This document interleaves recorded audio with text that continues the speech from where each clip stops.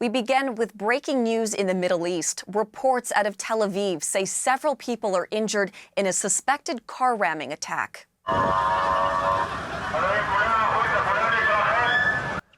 This is new video this morning from Tel Aviv showing emergency teams on the scene of that apparent ramming attack.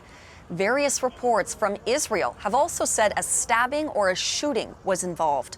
Police say the suspect has been, quote, neutralized.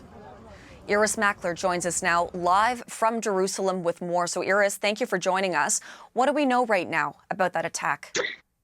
It's very recent, but I'll tell you what we know so far. A young Palestinian man who is not finally identified, so I won't say the name, was driving down a street in Tel Aviv, in Tel Aviv's business district, when he ran over a number of people.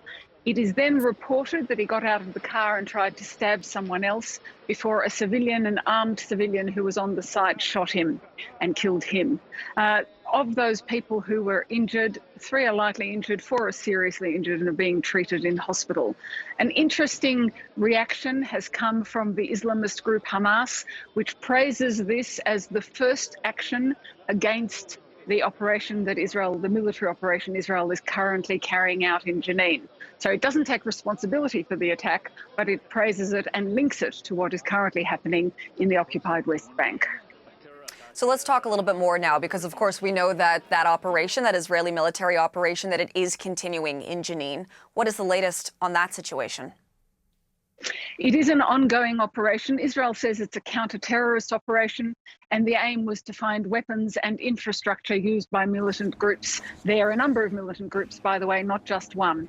According to Israel's Prime Minister last night, they found industrial-scale weapons factories. And I think if you ask me for the 2 outstanding images of this ongoing military operation, one is that some of those weapons were found under a mosque, the Al-Ansari Mosque in Jenin.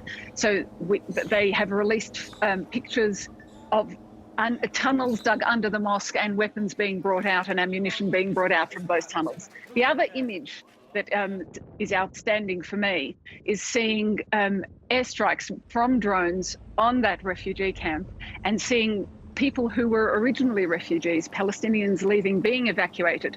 It may be temporarily evacuated, but seeing them being evacuated, something like 3,000 people is estimated by the Palestinian Red Cross. So ongoing, but that is the situation at the moment. I do sense that there is less fighting, by the way, than there was last night and yesterday. Than there was yesterday. Overnight, there was less fierce fighting.